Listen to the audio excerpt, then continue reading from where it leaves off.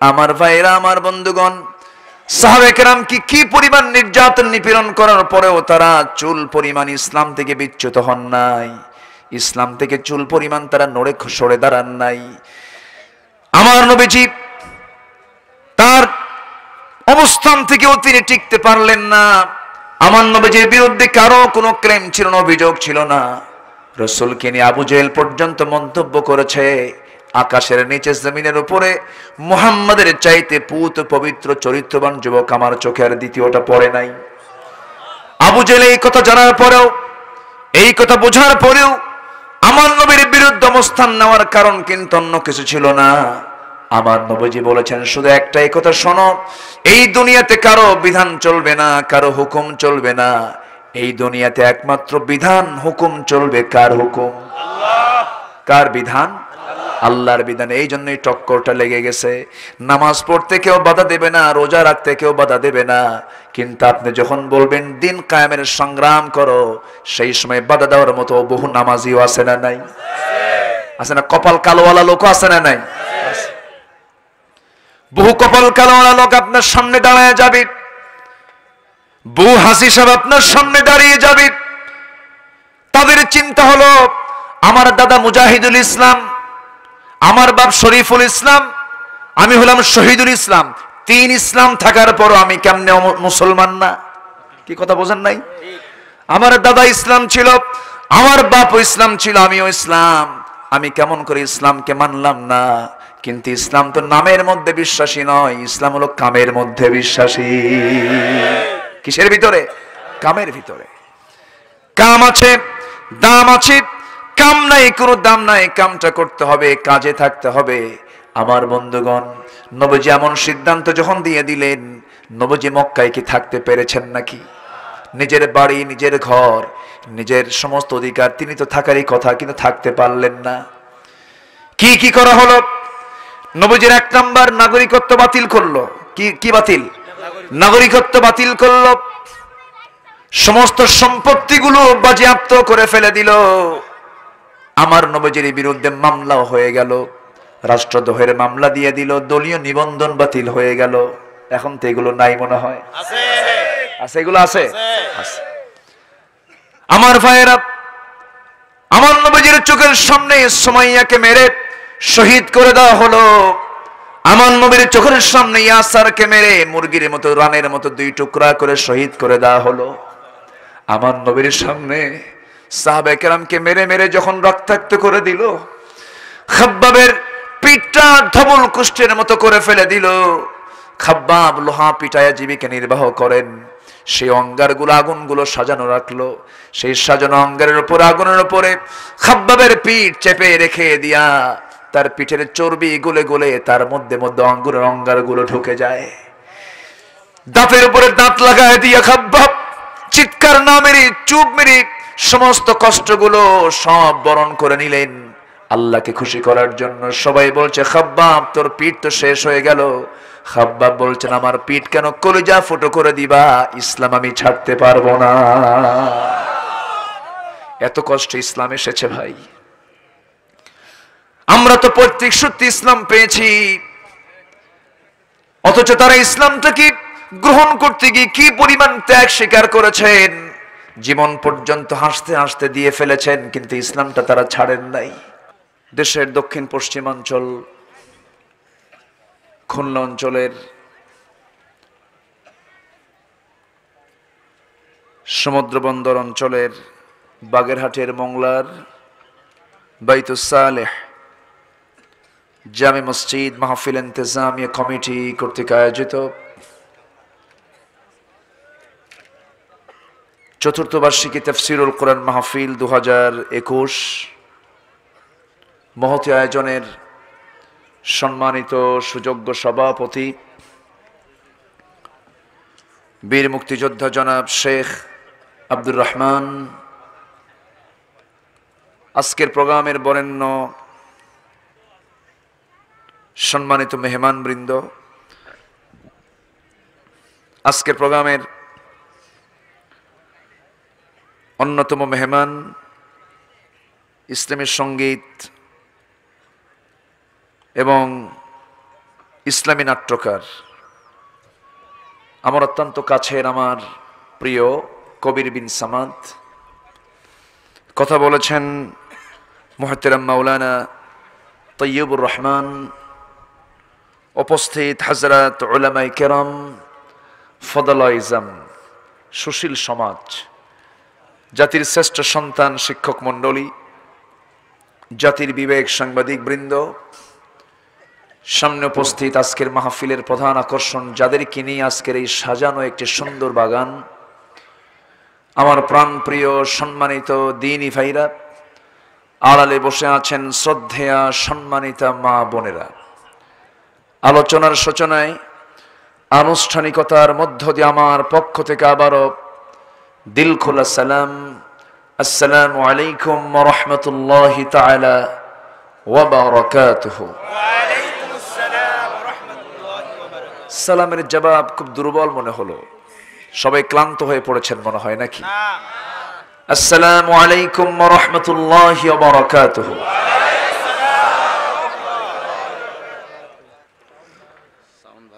আল্লাহর মেহেরবানি, যে মহান আল্লাহ সুবহানাহু ওয়া তাআলা হাজারো কাজের ভিড়ে ব্যস্ত সময় পাড়ি দিয়ে ক্লান্ত শ্রান্ত দেহটাকে স্বস্তি দেবার জন্য যখন বিছানায় চলে যাওয়ার কথা, ঠিক এই মুহূর্তে আমরা বসে আছি। কি যেন একটা টান, কি যেন একটা আকর্ষণ কোরআনের টানে জান্নাতের বাগানে। সেই মহান রবের শানে বলছি আলহামদুলিল্লাহ, আবারও বলছি আলহামদুলিল্লাহ, চিৎকার মেরে বলছি আল্লাহুম্মা ইন্নী আসআলুকা আল হুদা ওয়াত তুকা ওয়াল আফাফা ওয়াল গিনা।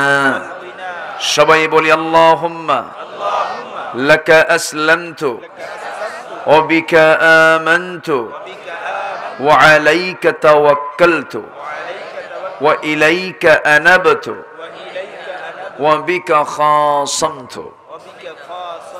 আমরা আল্লাহ তাআলার শুকর আদায় করে নিলাম। সম্মানিত হাজিরিন, গত বছর আমি এই মাহফিলে এসেছিলাম। এবছর দিয়ে আমার 3 বছর পূর্ণ হলো। আমার অত্যন্ত প্রিয় ভাই, আমার আজাদ ভাই, আবুল কালাম আজাদ, মিন্টু ভাই একজন ভাগ্যবান মানুষের নাম। যেটা হাত দেন সেটাকে উনি বাস্তবায়ন করার চেষ্টা করেন। আমরা দোয়া করি, আল্লাহ তুমি তার হায়াতকে লম্বা করে দাও, আল্লাহ তুমি তাকে সুস্থ করো। জোরে বলি আল্লাহুম্মা আমিন। সুস্থ রাখো, জোরে বলি আল্লাহুম্মা আমিন। রাত একটু বেশি হয়েছে। আরেকজন মেহমান ছিলেন আমার খুব প্রিয়। উনি এই প্রচলিত অপসংস্কৃতির বিরুদ্ধে উনি একটু চেষ্টা করছেন সুস্থ সংস্কৃতি, সুস্থ বিনোদন উপহার দেওয়ার জন্য। তার এই চেষ্টা তুমি আল্লাহ কবুল করো, জোরে বলি আল্লাহুম্মা আমিন। অলরাউন্ডার তিনি, তাই না? অলরাউন্ডার মানে ব্যাটেও আছে, বলেও আছে। আমি তো অলরাউন্ডার না, আমি তেমন কিছু না। আমি ছোট্ট একজন আল্লাহর গোলাম, তেমন এলেম কালাম নাই, যোগ্যতাও নাই, মানুষ ডাকে আসি। এবারও এসেছি আপনাদের দোয়া নেবার জন্য। কিছু কথা বলতে চাচ্ছি, আমাকে সময় দিবেন সবাই? সবাই দিতে রাজি আছেন? জোরে বলি ইনশাআল্লাহ। আসুন আমরা সোজা আলোচনার দিকে চলে যাচ্ছি। আমরা এমন একটি দুনিয়ায় এখন অবস্থান করছি, এমন সময়, দুনিয়ার এমন একটা টাইম, যে সময় রাসূলকে সাহাবায়ে কেরাম মাঝে মাঝে প্রশ্ন করতেন, মাতা সাআ, হে রাসূল কিয়ামত কখন হবে? অনেকগুলো কারণ তিনি বলতেন। এর মধ্যে একটা অন্যতম কারণ হলো ইদা উদিআতিল আমানাহ, ইদা দুইআতিল আমানাহ, যখন আমানতদারিতা চলে যাবে, আমানতের খেয়ানত যখন হবে। এটা তো এখন আমাদের দেশে নাই, গোটা দুনিয়াতে জুড়ে নাই। ক্ষমতা একটা আমানত না? বলেন, ক্ষমতা কি একটা আমানত নয়? আমানত। এই যে আমানতদারিতা, এটা যখন উঠে যাবে তখন তুমি ভাববে যে কিয়ামত খুবই নিকটে, এবং সমাজে মূর্খের নেতৃত্ব চলে আসবে, জ্ঞানীরা ওই নেতৃত্ব দেখে পালাবে। সেই সিচুয়েশন আছে না নাই? আছে।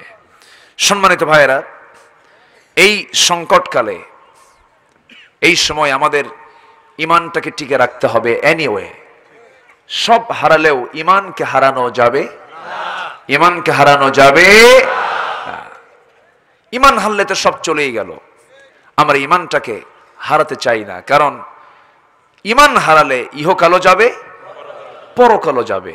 আর ইমান থাকলে সব থাকবে কিনা বলেন? থাকবে। সবচেয়ে বড় পুঁজি হলো ইমান। আর সেই ইমানকে টিকে রাখার জন্য, সেই ইমানকে মজবুত রাখার জন্য, সেই ইমানকে সচল রাখার জন্য একটি সচল কিতাব আল্লাহ দিয়েছেন। সেই কিতাবের নাম কি? কোরআন। কোরআনটা কার? কোরআন কি সর্বশ্রেষ্ঠ না একমাত্র? ভালো করে বলবেন। সর্বশ্রেষ্ঠ না একমাত্র? হ্যাঁ, একমাত্র। হ্যাঁ, সর্বশ্রেষ্ঠ বললে পরে সকল কিতাবকে সাথে নিয়ে এর সঙ্গে তুলনা করেই এটাকে সর্বশ্রেষ্ঠ বলা হলো। আমি এর সঙ্গে তুলনা করব কেন? পৃথিবীর কোন কিতাব এই কিতাবের সাথে তুলনা চলে? পৃথিবীর সকল কিতাব দুনিয়ার লেখা, আর কোরআন কার রচনা? কোরআন কার কথা? আল্লাহর কালাম। এটা কালামুল্লাহ। অতএব এটাই একমাত্র, কেবলমাত্র, শুধুমাত্র একমাত্র কিতাব। জোরে বলে সুবহানাল্লাহ। বাস, আর কোনো কথা নাই। ইসলাম সর্বশ্রেষ্ঠ ধর্ম না একমাত্র ধর্ম? বলেন সবাই। একমাত্র। সর্বশ্রেষ্ঠ বললে তাহলে অন্য ধর্মকেও আমি জায়েজ করলাম, অন্য ধর্মকে জায়েজ করলাম। জায়েজ করে বললাম যে সকল ধর্মের মধ্যে ইসলাম হলো সর্বশ্রেষ্ঠ ধর্ম। অন্য ধর্ম তো ধর্মই না। আল্লাহর ভাষায়। কার ভাষায়? আল্লাহর ভাষায়। তবে অন্য ধর্মকে নিয়ে কোনো কথা বলা যাবে না। নেগেটিভও না, পজিটিভও না। আমি নেগেটিভ বললেও আল্লাহ আমাকে মানা করেছেন, আর পজিটিভ বললে তো ইমানই থাকবে না। কি কথা কি বোঝা গেল? তাহলে ইসলাম সর্বশ্রেষ্ঠ না একমাত্র?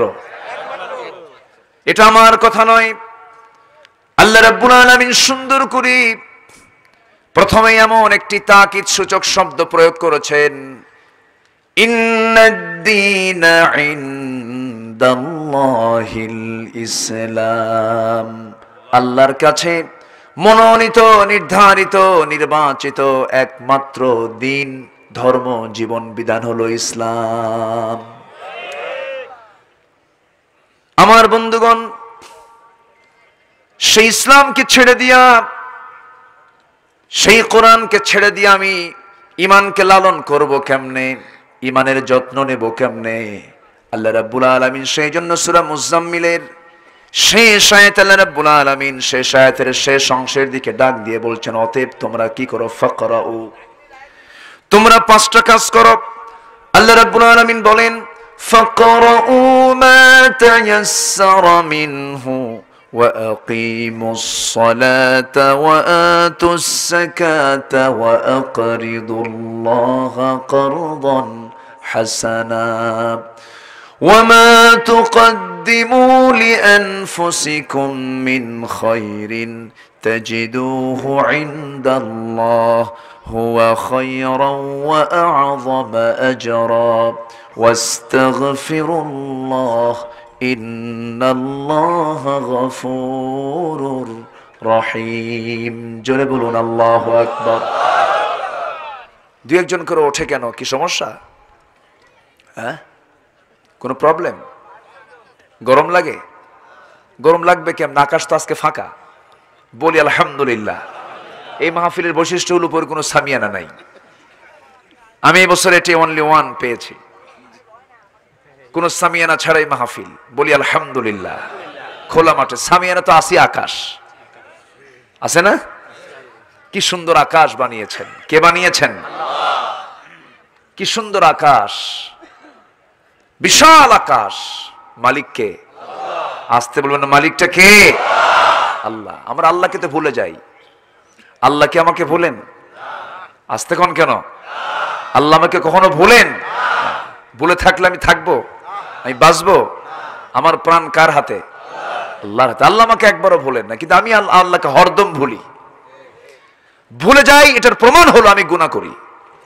আমি কি করি? গুনাহ করি। গুনাহ যদি না করতাম তাহলে ভাবতাম যে আমি আল্লাহকে ভুলি না।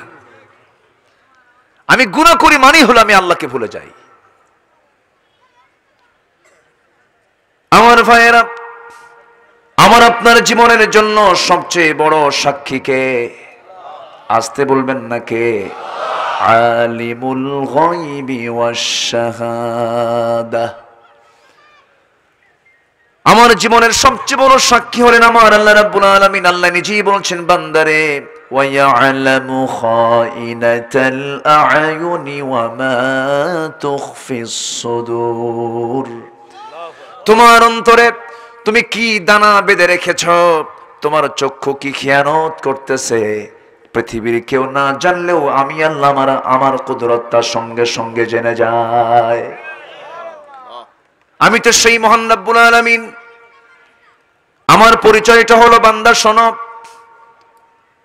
এই পৃথিবীর ভিতরে যত প্রাণীকুল আছে সমস্ত প্রাণীকুল আমি চালাই, সমস্ত সৃষ্টিকুলগুলো আমি চালাই।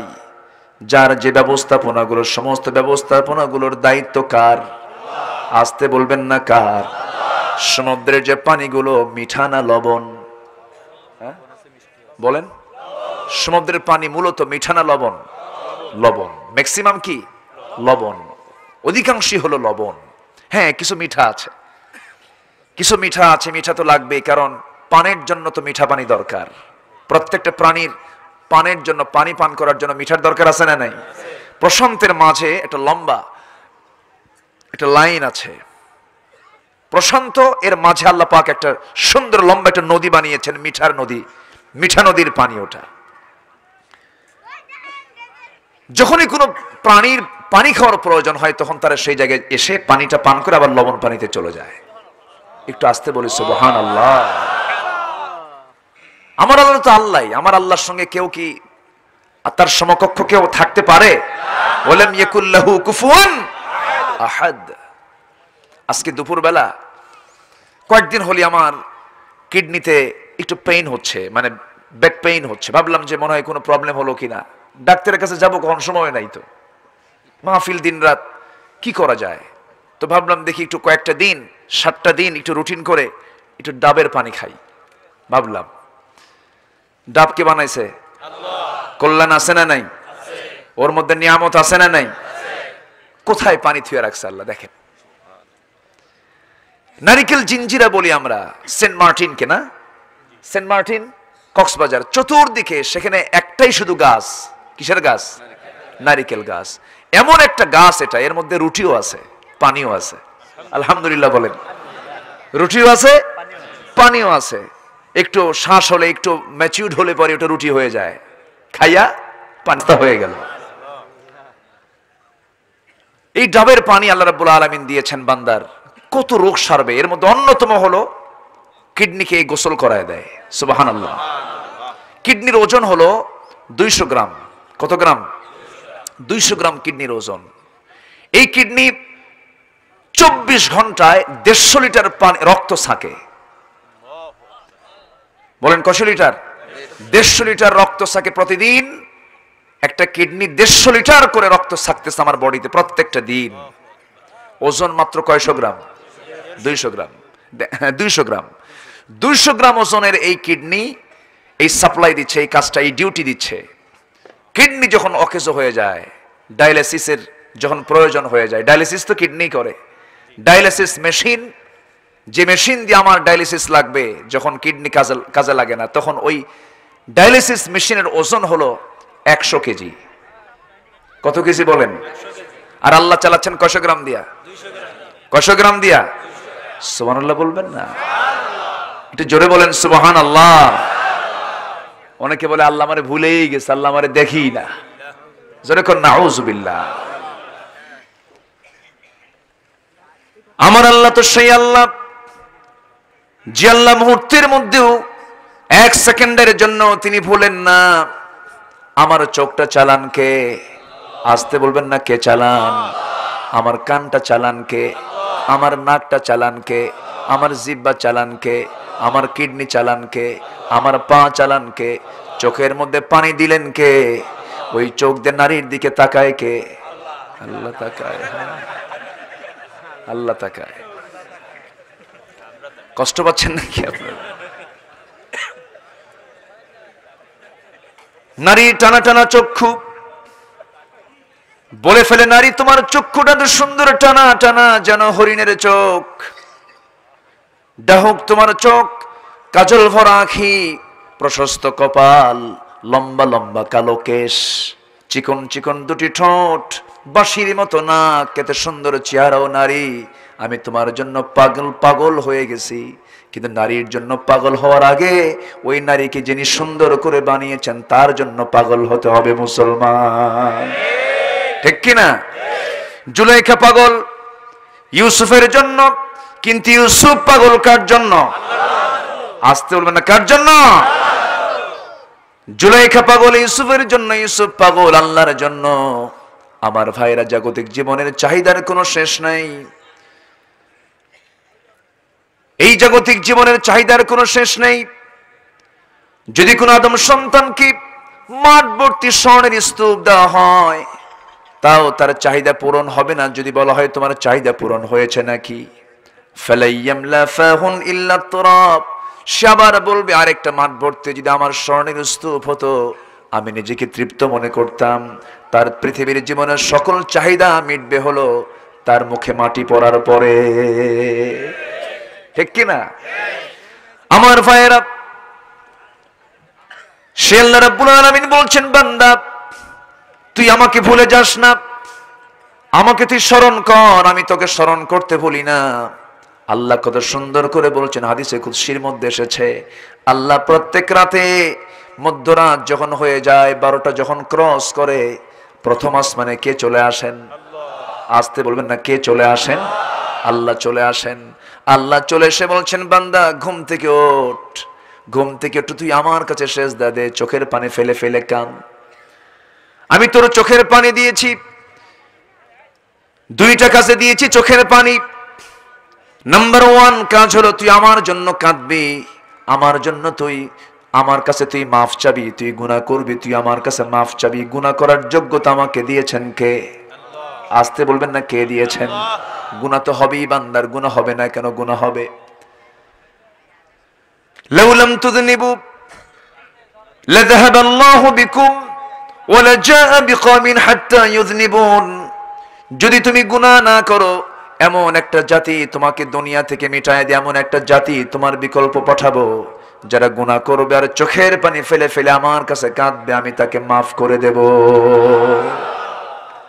তাহলে এটাও তো হাদিস, এটা আল্লাহর কথা। গুনাহ তোমার হবে, আমার কাছে মাফ চেয়ে নেবে, অতএব আজকের থেকে আমরা গুনাহ শুরু করে দেব, এরকম কিছু না, এরকম কিছু না। কিন্তু গুনাহ হয়ে যাবে হঠাৎ করে, গুনাহ কেন হয়ে গেল? দেখেন না কি রাগ, আমাদের ভিতরে রাগ আছে না নাই? আছে। রাগের ঠেলায় তালাক মারে, আছে না? রাগের ঠেলায় তালাক মেরি পরে আফসোস করে ফোন দিয়ে বলে, হুজুর সামনে আসার সাহস পায় না, বলে হুজুর কাম তো সারছি, মার্ডার কেস। কি করছে হুজুর? তালাক মারছে রাগের ঠেলায়। কেউ কি মহব্বত করে তালাক দেয়? হ্যাঁ, ভুল হয়ে যায়, গুনাহ হয়ে যায়, হঠাৎ করে তো কোনো পাপ হয়ে গেল। কিন্তু আল্লাহ রাব্বুল আলামিন বলছেন, বান্দা শোনো, একটা কথা জেনে রেখে দিও, তুমি যদি বড় বড় গুনাহগুলোকে ছাড়তে পারো, ছোট ছোট গুনার দিকে আমি আল্লাহ তাকাবই না। একটু আস্তে কোন সুবহানাল্লাহ। আল্লাহর দয়া মায়া খুব কম আমাদের উপরে, তাই না? কম না বেশি? সবচেয়ে কম না সবচেয়ে বেশি? সবচেয়ে বেশি। আল্লাহু আকবার। আল্লাহ কত উদার দেখেন। আল্লাহ রাব্বুল আলামিন বলেন, ইন তাজতানিবু কাবাইরা মা তুনহাউনা আনহু নুকাফির আনকুম সাইয়্যাতিকুম ওয়া নুদখিলকুম মুদখালান কারীমা। বড় বড় গুনাহ করেছো ও বান্দা, তুমি যদি ওই সমস্ত বড় বড় গুনাহ থেকে নিজেকে গুটিয়ে রেখে জীবনটা যদি চালাতে পারো, নুকাফির আনকুম সাইয়্যাতিকুম, তোমার ছোট ছোট সমস্ত গুনাহগুলো আমি আল্লাহ মিটাই দিয়ে তোমাকে আমি মাফ করে দেব, এবং তোমার জিন্দেগীর গুনাহগুলো মাফ করে আমি তোমাকে সম্মানজনক জান্নাত দিয়ে দেব। বড় বড় গুনাহের দিকে যাওয়া যাবে না। বড় বড় গুনাহগুলো কি কি কি হালাল, কি কি হারাম, এটাই জানার জন্য আগে সবার আগে প্রয়োজন কি পড়া? আসতে বলবেন না, কি পড়া? যেখান থেকে আমি তেলাওয়াত করেছি সেই তেলাওয়াত আল্লাহ রাব্বুল আলামিন 5টা কাজের কথা বলেছেন। 1 নাম্বার হলো তুমি পড়ো। তুমি কি পড়ো, তোমাকে পড়তে হবে। আজকে শুধু পড়াশোনা না জানার কারণেই তো অনেকে আরেকজনের বউ ভাগায় নিয়ে এসে বিয়ে করে। আছে না নাই? আছে না? আছে। ও আচ্ছা, তাই না? আব্দুল কবির ভাই আলোচনা করেছে না? হ্যাঁ, ঠিক আছে। আপনি যদি ইলম যদি আপনার ভিতরে থাকতো তাহলে তো আজকে এরকম হতো না। অনেকে বুঝি না, জানি না। বিয়া নামে কোনো সূরা নাই, কিন্তু তালাক নামে সূরা আছে। আছে না নাই? তো তালাকের গুরুত্ব আছে না নাই? বিয়া নামে কোনো সূরা আছে? নাই। বিয়া নামে কোনো সূরা নেই, কিন্তু তালাক নামে সূরা আছে। তালাক হলো না ওয়াল মুতাল্লাকাতু ইয়াতারাব্বাসনা বিআনফুসিহিন্না সালাসাতা কুরু। তালাক প্রাপ্ত হতে হবে, ইদ্যত পালন করতে হবে, এরপরে বিয়ের বিষয়। আপনি সাউথ আফ্রিকার দিকে তাকান, হাশিম আমলার মতো একজন উলঙ্গ দেশের একজন খেলোয়াড়, হাশিম আমলা। চেনো না যুবকরা? চেনো না? হাশিম মুখে দাড়ি আছে না নাই? বিশাল দাড়ি। গোটা ক্রিকেট অঙ্গনকে সে মাথায় তোলে, হাশিম আমলা। তার বউ এতটাই পর্দানসীন, তার হাতে মোজা, পায়ে মোজা। গোটা পৃথিবীর সেরা খেলোয়াড় হওয়ার পরেও তার বউকে পৃথিবীর কোনো পুরুষ দেখতে পায় না। বউ তো সম্পদ, অথচ সেই সম্পদ করে কি জানেন? সুন্দর করে ছবি তুইলা ফেসবুকে দিয়া বলে, আসুন সবাই জামাতের সাথে দেখি। জোরে কোন নাউযুবিল্লাহ, জোরে কোন নাউযুবিল্লাহ। এই হচ্ছে অবস্থা। পর্দার তো কোনো গন্ধই নাই এখন, পর্দা নাই। শুধু বোরকা পরলে পর্দা হয় না, বোরকা তো পড়তেই হবে, বোরকা আপনার ঢাকতে হবে। কাপড় চোপড় না ঢাকলে সে তো মানুষই না, ও তো পশু, ঠিক কিনা? যে লোক গায়ে কাপড় চোপড় রাখে না, ওকে মানুষ না পশু? কন্ত পশুর কোনো কাপড় চোপড় আছে? আল্লাহ তা ওদের কাপড় চোপড় দিয়ে দিয়েছে স্থায়ী, স্থায়ী চামড়ার উপরে। তাদের যে পশমগুলো আমাদের চাইতে পাতলা না ঘন, আল্লাহ ঘন দিয়ে দিছে। মানুষকে আল্লাহ পাক সুন্দর করে বানিয়েছেন, এজন্য বলতেছেন তোমরা লেবাস পড়ো। টেক্সটাইল ইঞ্জিনিয়ার ছিলেন ইদ্রিস আলাইহিস সালাতু ওয়াস সালাম। পোশাক দিয়েছেন, পৃথিবীর শুরু থেকে পোশাক ছিল। মানুষ এমনি ভুল করে বলে আগের মানুষ পোশাক পরতো না, ভুল কথা। সম্মানিত ভাইয়েরা, আজকে পোশাক নাই, গায়ে কোনো কাপড় চোপড় নাই। পর্দা শুধু বোরকা পরলে হবে না, বিশেষ করে নিজের ভিতরে, বাড়ির ভিতরের পর্দাটা সবচেয়ে বড় পর্দা। খালাতো ভাই, চাচাতো ভাই, মামাতো ভাই, দেখা করা জায়েজ আছে? আসতে বলবেন না, দেখা করা জায়েজ আছে? দেখা করা জায়েজ নাই, কখনোই দেখা করা জায়েজ হবে না। খালার বাড়িতে খালাতো ভাই আসে না, শুধু খালাকে দেখতে পাবে, কিন্তু খালাতো বোনকে। আচ্ছা, ফুফুর বাড়িতে কি আসে না? ফুফুকে দেখতে পাবে, কিন্তু ফুফাতো বোনকে দেখা যাবে না। এগুলো হারাম কে করে দিয়েছেন?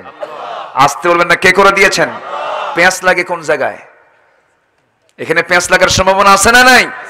এই জন্য এই জায়গায় কঠোর পর্দা অবলম্বন করতে হবে। শুধু খালার বাড়িতে ঘন ঘন এসে শুধু খালাম্মা আসসালামু আলাইকুম, খালাম্মা আসসালামু আলাইকুম, মানে খালাতো বোন একটা আছে। তাহলে সালাম দেওয়ার মুরাদ কি? সালাম দেওয়ার উদ্দেশ্য কি সৎ না অসৎ? অসৎ। এগুলো করা যাবে না। দুলা ভাইয়ের পিছনে শালি চড়তে পারবে না। হুন্ডায় চড়ে, মোংলায় চড়ে, চড়ে 80 মাইল গতিতে। ভালো, কারণ তো হ্যাঁ ভোল্টেজ তো বাড়বেই। শালি আছে না? নোয়াখালীতে হালি কয়, হালি। নোয়াখালীতে কি কয়? হালি। সম্মানিত ভাইয়েরা, হুন্ডার পিছনে শালিকে নিয়ে দুলাভাই চড়ে, তার বাপ মা নাই, তার গার্জিয়ান নাই, এগুলোর সুযোগ দিবেন না।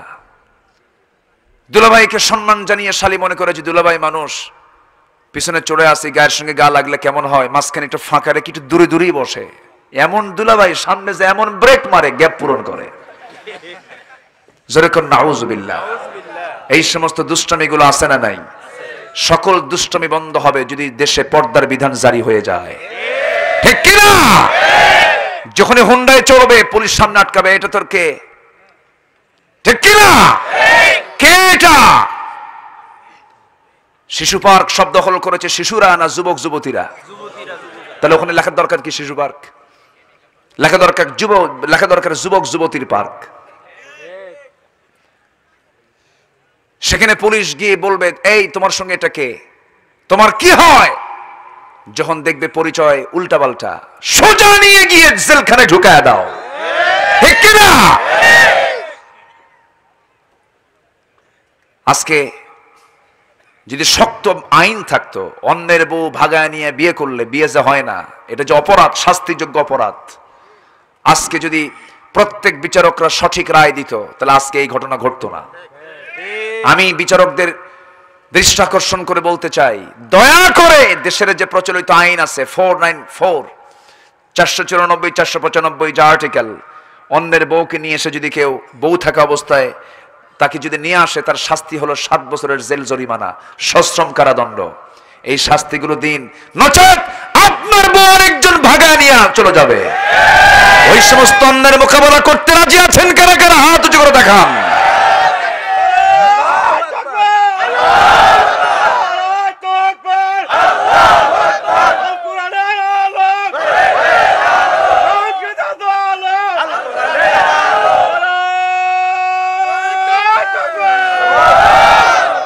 আল্লাহ সবার হাতকে কবুল করুন, জোরে বলি আমিন, আরো জোরে আমিন। আমরা কোরআন পড়বো, জোরে বলি ইনশাআল্লাহ। কোরআন শুনবো বেশি, গান শুনবো। গান শুনবেন? গানের কাছে যাওয়া যাবে? গান শুনবো না আমরা। গানের কাছে গেলে ইমান মজবুত না দুর্বল? ইমান মজবুত না হেরে যাবে? হেরে যাবে। গানের কাছে আমরা যাব না, জোরে বলি ইনশাআল্লাহ। এই মুখ দিয়েছেন কার প্রশংসা করার জন্য? কার প্রশংসা? কি দিয়া? কি দিয়া? সবাই বলুন আলহামদুলিল্লাহি রাব্বিল আলামিনির রহমানির রহিম মালিকি ইয়াউমিদ্দিন ইয়্যাকা না'বুদু ওয়া ইয়্যাকা নাস্তাঈন ইহদিনাস সিরাতাল মুস্তাকিম সিরাতাল লাযীনা আন'আমতা আলাইহিম গায়রিল মাগযুবি আলাইহিম ওয়ালাদ-দাল্লিন। আরো জোরে আমিন। কোন সূরা বলেন? কোন সূরা? পুরাতন মনে হয়, হ্যাঁ পুরাতন মনে হয়, অচল মনে হয় নাকি? কি মজা সূরা ফাতিহার ভিতরে, কি মজা আল্লাহ রাব্বুল আলামিন সূরার ভিতরে দিয়েছেন। দুইটা অংশ, একটা অংশ হলো প্রশংসা, আরেকটা অংশ হলো দোয়া। আরেকটা অংশ কি? দোয়া। একটা অংশ হলো প্রশংসা, আল্লাহর প্রশংসা দিয়া 3টা আয়াত শেষ হয়ে গেছে। বাকি অংশগুলো দিয়ে আল্লাহর কাছে আমরা দোয়া করি, আল্লাহর কাছে বলি ইয়্যাকা না'বুদু ওয়া ইয়্যাকা নাস্তাঈন। তোমার ইবাদত করি, তোমার কাছে সাহায্য চাই। ইহদিনাস সিরাতাল মুস্তাকিম। আল্লাহ আমাদেরকে সরল সঠিক পথ দেখিয়ে দাও। সরল সঠিক পথটা কি? এই আয়াতের তাফসীর সূরা ইয়াসিন আল্লাহ রাব্বুল আলামিন নিজেই করেছেন। কোরআন তো এমন কিতাব, একটা আয়াত দিয়ে আরেকটা আয়াতের ব্যাখ্যা মিলে যায়। আল্লাহ রাব্বুল আলামিন ইহদিনাস সিরাতাল মুস্তাকিমের ব্যাখ্যা তাফসীর তিনি নিজেই করছেন সূরা ইয়াসিনে। ওয়া আনি'বুদুনি হাযা সিরাতুম মুস্তাকিম। আমার ইবাদত করো, এটাই হলো সিরাতুল মুস্তাকিম। জোরে বলেন সুবহানাল্লাহ। ইবাদত করব কি দিয়া? কোরআন দিয়া। বলেন কি দিয়া? কোরআন দিয়ে। এজন্য কোরআন পড়ার দরকার আছে না নাই? আচ্ছা, আল্লাহ বলছেন ফাকরাউ, অতএব তুমি পড়ো। মা তায়াসসারা মিনহু, এই কিতাবের মধ্যে যা তোমার সহজ মনে হয় কোরআনটা পড়ো। অনেক বুড়ো চাচা 60 বছর পার হয়ে গেছে, কোরআনটা পড়তে পারে না। যখন বলা হয় চাচা এত বয়স হয়ে গেল কোরআনটা পড়েন না কেন? কোরআন পড়ুন, কোরআনটা বোঝার চেষ্টা করুন। বলে বাবা খুব চেষ্টা করি, মুখে আসে না। কিন্তু চাচাকে যখন বলি চাচা মোংলা পোর্টের পাশে একটা জায়গা আছে, ওই জায়গার দাগ নাম্বার কত? 79। কি ঠিক আছে না? সিএস নাম্বার কত? 95। এমন আর কত এত নাম্বার, সব দাগ খতিয়ান মাঠ পড়সা সব আপনার মুখস্থ। চাচা আপনি কোরআনটা জানলেন না, কোরআনটা বুঝলেন না, জান্নাতের দাগ নাম্বার আছে না নাই? জান্নাতের দাগ নাম্বার আছে না নাই? সেই জান্নাতের দাগ খুঁজতে হলে কোরআনের আয়াতগুলো জানতে হবে, কোরআনটা পড়তে হবে, কোরআনটা শিখতে হবে। আল্লাহ রাব্বুল আলামিন বান্দাকে সুন্দর করে ডাক দিয়ে বলছেন, বান্দা তুমি কোথায় যাও? ফাআইনা তাযহাবুন ইন হুয়া ইল্লা যিকরুল লিল আলামিন। কোথায় যাচ্ছ তুমি? এটাই তো সবচেয়ে বড় জিকির। জোরে কোন সুবহানাল্লাহ। আমরা জানি হালকা জিকির, ভারী জিকির, কত জিকির আছে না নাই বলেন? কিন্তু কোরআন যে জিকির, এটা আমরা অনেকেই বুঝতে চাই না, জানতেই চাই না।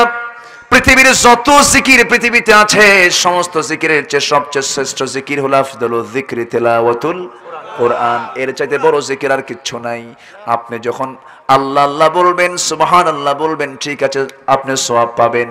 কিন্তু যত জিকির দুনিয়াতে আছে, সবচাইতে বড় জিকির হলো যখন সুযোগ পাবো, ফাকরাউ মা তায়াসসারা মিনহু, যে বান্দার কোরআনের সঙ্গে সম্পর্ক বেশি, তার সঙ্গে জান্নাতটা খুবই নিকটবর্তী হয়ে যাবে। জোরে বলি সুবহানাল্লাহ। কেমন যেন হয়ে যাচ্ছে আমরা। ঘুম থেকে উঠতে 9টা বাজে, ঘুম থেকে উঠতে 11টা বাজে, আছে না নাই? পুরা জীবন লাইফ স্টাইলটা উল্টা পাল্টা হয়ে গেছে। ফেসবুক তো মারাত্মক একটা জিনিস, শুধু গিবতের আড্ডাখানা ফেসবুক, ঠিক কি না? দুনিয়ার কামকুকামগুলো, মিথ্যা কথাগুলো, মিথ্যা তথ্যগুলো অনেক সময় প্রচার করে বিভ্রান্তির মধ্যে ফেলে দেয়। আমার ভাইয়েরা, এই সমস্ত বাজে কাজে আমরা সময়টা অপচয় করব না, তবে যতটুকু প্রয়োজন ততটুকু আমি প্রয়োজন হিসেবে ব্যবহার করতে পারি। কিন্তু অপ্রয়োজনীয় সময়টা আমরা নষ্ট করার কোনো সুযোগ আমাদের নাই। সময়টা কে দিয়েছেন বলেন? আজকে সময়টা কে দিয়েছেন? যুবকদের কিছু হুন্ডা চালান দেখিয়ে দেন। দেখছেন কি? ছেলেকে বাইক দিয়েন না, ছেলেকে বাইক নয়, ছেলেকে বাইক দিবেন না, জীবন চলে যাবে। মেয়েকে মোবাইল নয়, শিক্ষা দিন, ঠিক কিনা? মেয়েকে মোবাইল নয়, শিক্ষা। আর ছেলেকে বাইক নয়, কি কি দিবেন? হাতে কি দিতে হবে? কোরআন দিতে হবে। বাবা, তুমি যদি এই কাজটা করতে পারো, তোমাকে একটা কি হুন্ডা, কি নাম, কি R15, দেখছেন? ও মুখস্থ করে ফেলছে। কিনছো নাকি তুমি? কেন নাই তো, কিনবা, আশা আছে, দেখছেন? তাহলে কি ওয়াজ শুনলো যে আশা আছে ওর? কারে নিয়ে ঘুরবা পিছনে? কারে নিয়ে ঘুরবা পিছনে? কারে তুলবা? দেখেন, এ তো সামনাসামনি সব ওপেন হিট মারে দেখতেছি। এগুলো করা যাবে না। আজকে যুবকদের যে হালচাল বুঝলেন, মাথার চুলের সাইজ বাইজ নাই, ঠিক আছে না? কি যে একটা স্টাইল আসলো, এইদিকে চুল নাই, এইদিকে চুল নাই, পিছনেও চুল নাই। কি যে স্টাইল আল্লাহ ভালো জানে। এটা কোথায় যে পাইছে? যখন বলে পাইছো কই, মেসি, তুমি কি নেইমার, তুমি কি কুত্তা, যেরকম নাউজুবিল্লাহ। এগুলো কেন? এগুলো করা যাবে না। নতুন প্যান্ট কিনে আনে, হাঁটুতে ছেঁড়া, এই যে হাঁটু দুই জায়গায় ফাটা। আচ্ছা, ফাটা প্যান্টে নামাজ হবে? আজ থেকে ফাটা প্যান্টে নামাজ হবে? প্যান্টের দিকে তাকালে মনে হয় বিড়াল খামসা মারছে। বিড়াল কি মারছে? খামসা মারছে। এগুলো করা যাবে না, এগুলো বাদ দেবো আমরা। যুবকরা, এগুলো বাদ দাও। আল্লাহ তুমি কবুল করো, জোরে বলি আমিন। সব বাদ দিয়ে কি করো? ফাকরাউ মা তায়াসসারা মিনহু, সুন্দর করে কোরআনটা পড়ো। কোরআন পড়লে তোমার জীবন সুন্দর হয়ে যাবে। কোরআন জানলে তোমার জীবনটা শুদ্ধ হয়ে যাবে। কোরআনটা তোমার সুন্দর করে শিখলে পরে তোমার জীবনটা সাজানো গোছানো হয়ে যাবে, পরিপাটি জীবন হয়ে যাবে। দুনিয়ার জীবনে কল্যাণ পাবে, আখিরাতে নাজাত তোমার জন্য সহজ হয়ে যাবে। আমার ভাইরা, আজকে যদি সমাজের প্রত্যেকটা অঙ্গনে যদি কোরআনের চর্চা থাকতো, প্রত্যেকটা শিক্ষা প্রতিষ্ঠানে যদি সবার জন্য কোরআন শিক্ষা বাধ্যতামূলক করে দেওয়া হতো, আজকে এইরকম অপ্রীতিকর কথাগুলো, অপ্রীতিকর জঘন্য কথাগুলো আমাদের কানে আসতো না। আমার ভাইরা, জেনার পরিমাণ কমেছে না বেড়েছে? আজতেও জেনার পরিমাণ কমছে না বাড়ছে? একটার পর একটা সিরিজ আসতেছে। আনুষ্কা দিহানের যে মরণটা হয়ে গেল মাঝখানে, আনুষ্কার তো জীবন যেত না। আনুষ্কার জীবন চলে গেল কেন? শুধুমাত্র পর্দার পরিবেশটা না থাকার কারণে। বয়ফ্রেন্ড গার্লফ্রেন্ড আজকে জায়েজ হয়ে গেছে। ভার্সিটির চত্বরে চত্বরে ছেলে মেয়ে কিনে ঘন্টার পরে ঘন্টা কাটায় দিচ্ছে। শুধুমাত্র যদি একটা পুলিশ একটা মহড়া দিয়ে যদি বলে যদি না মিলে কিন্তু সোজা জেলখানায় ঢুকাবো, একটাও খুঁজে পাওয়া যেত নাকি? একটা খুঁজে পাওয়া যেত না। এগুলো ওয়াজ করে বন্ধ হবে না। এই সমস্ত বিষয়গুলো হাজার দিন আপনি মাহফিল করে এগুলোকে বন্ধ করতে পারবেন না। এগুলোর জন্য কোরআনে আইনটা দিয়েছেন কে? আসতে বলবেন না, আইনটা দিয়েছেন কে? সে আইনগুলো কার্যকর করবে কে? আল্লাহ। আল্লাহ কার্যকর করবে। এখন লাইনে আসেন, কে কার্যকর করবে, কার দায়িত্ব? আল্লাহ রাব্বুল আলামিন এরপরে সুন্দর করে বলছেন, শোনো, কোরআনটা ঠিক মতো তো পড়বি ভালো করে, এরপরে তোমার কাজ হলো ওয়া আকিমুস সালাতা ওয়া আতুস যাকাহ, নামাজ কায়েম করবি। কোরআন তোমার পড়া হয়ে গেল, নামাজটা তোমাকে কায়েম করতে হবে। নামাজ কায়েম একটা বিষয়, আদায় একটা বিষয়। নামাজ কায়েম সবাই করবে না, নামাজ কায়েমের সংগ্রামে সবাই শামিল হবে না, কিন্তু নামাজ আদায়ে কেউ বাধা দেবে না। আমেরিকাও নামাজ আছে না নাই? আসতে বলবেন না, আছে না নাই? আমেরিকাতে নামাজ আছে, ইউরোপে নামাজ আছে, পৃথিবীর কোন জায়গায় নামাজ পড়তে কেউ বাধা দেবে না। সব জায়গায় মসজিদগুলো আছে, নামাজগুলো হবে। কিন্তু আমেরিকার মুসলমান যদি আজকে বলে নামাজ কায়েমের সংগ্রাম আমরা করব, সেই জায়গায় পেঁয়াজ আছে না নাই? ঝামেলা আছে না নাই? অসুবিধা আছে না নাই? আমার ভাইরা, আমার দেশের নামাজের ব্যাপারে কোনো প্রকার অভিযোগ কেউ দেবে না। মসজিদ হবে, থানায় থানায় একটা করে মসজিদ হবে, বিশাল কমপ্লেক্স হবে। মসজিদ বানালেই দিনের কাজ হয়ে গেল তা না আমার ভাইয়েরা। ওই মসজিদের নামাজ শুধু আদায় করলেই সব কিছু হয়ে গেল তা নয়। এই নামাজ এবং সমাজটাকে দুইটাকে এক জায়গায় করতে হবে। আল্লাহ রাব্বুল আলামিন আগে নামাজের জন্য মসজিদে আসতে বলেছেন, নামাজটা পড়ো, নামাজ পড়ে জমিনে ছড়িয়ে পড়ো, শিক্ষা গ্রহণ করলে। ঠিক কি না?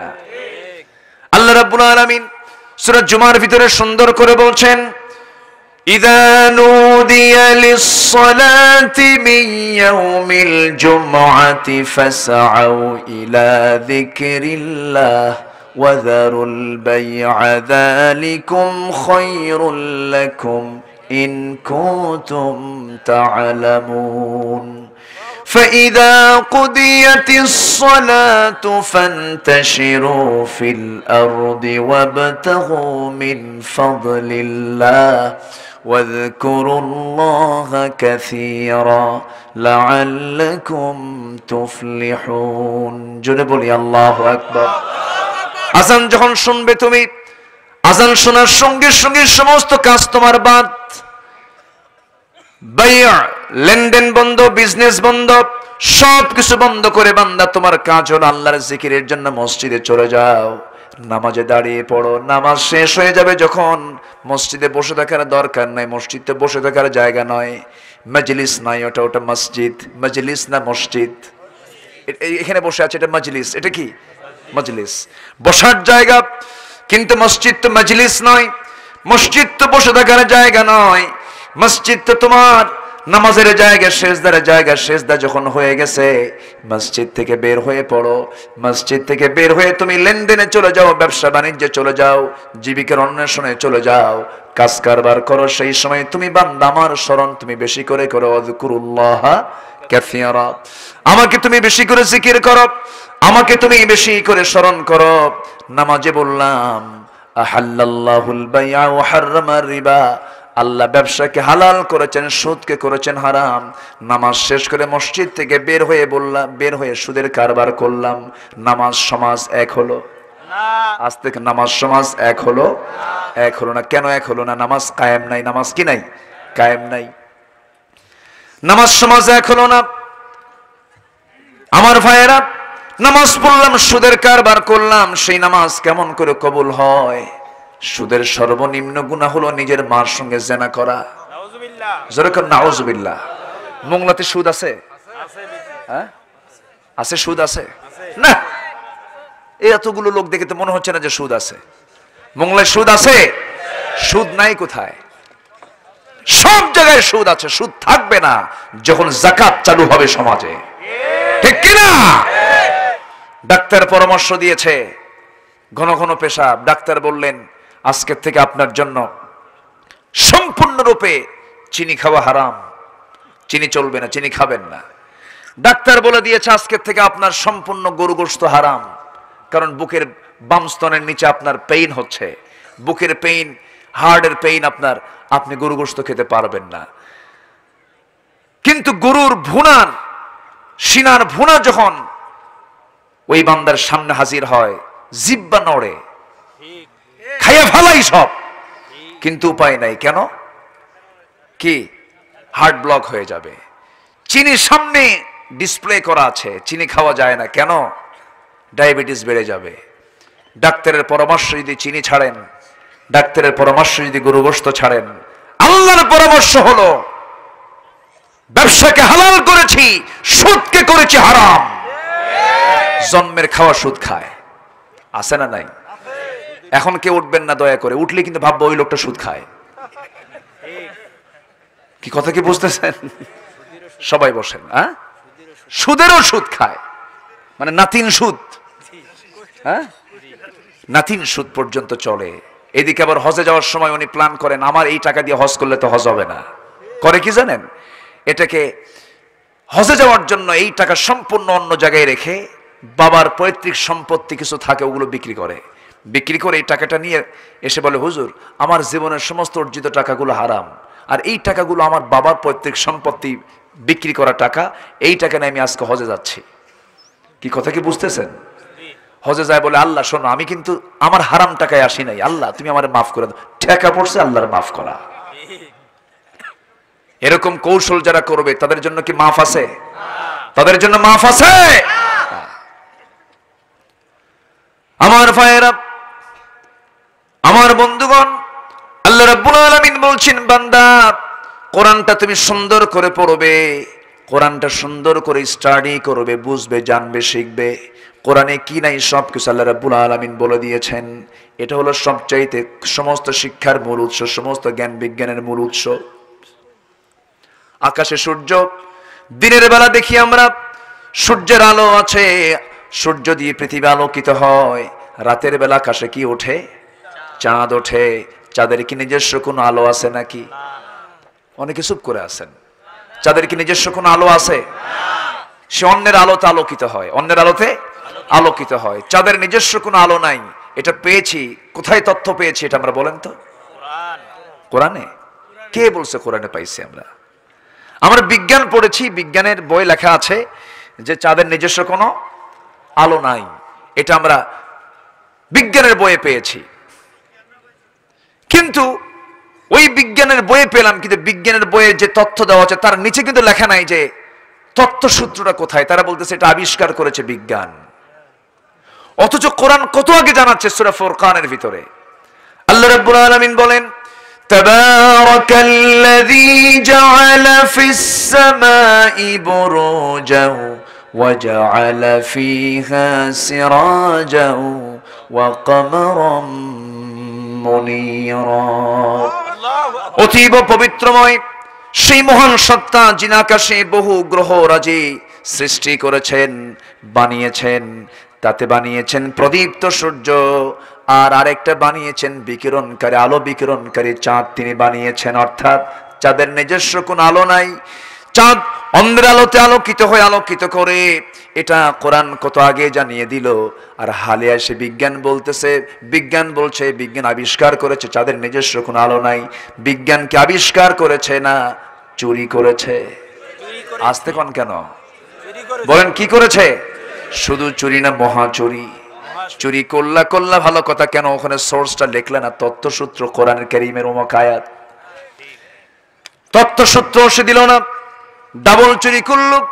এইরকম করে মহান রব্বুল আলামিন যতগুলো তথ্য কোরআনে দিয়েছেন, আজকে বিজ্ঞান এবং কোরআনকে আপনি এক জায়গায় করেন, কোরআন অনেক আগে তথ্যগুলো জানিয়ে দিয়েছে। এর দ্বারা প্রমাণ হয়ে যায় গোটা পৃথিবীতে জ্ঞান বিজ্ঞানের যত ডেভেলপ হয়েছে সব সূত্রটা কি বলেন? আজকে সব সূত্র কি? কোরআন। কোরআন থেকে সব নিয়ে নিয়েছে। ইউরোপ আমেরিকা কোরআন দিয়া বিজ্ঞান সায়েন্সকে ডেভেলপ করেছে, আর মুসলমান কোরআনকে দিয়া ডেভেলপ করছে হলো ঈদের যে ওয়াজিব নামাজ, এই নামাজের মধ্যে তাকবীর 12 তাকবীর না 6 তাকবীর। কি কথা কি বুঝতেছেন আপনারা? আমরা এই শিক্ষা অর্জন করছি।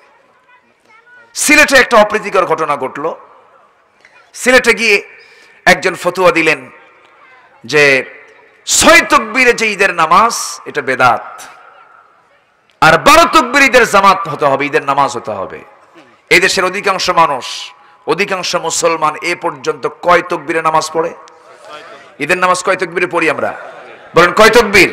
তাহলে এটাকে যদি কেউ বেদাত বলে, মারামারি হওয়ার সম্ভাবনা আছে না নাই? আসতে বলবেন না, আছে না নাই?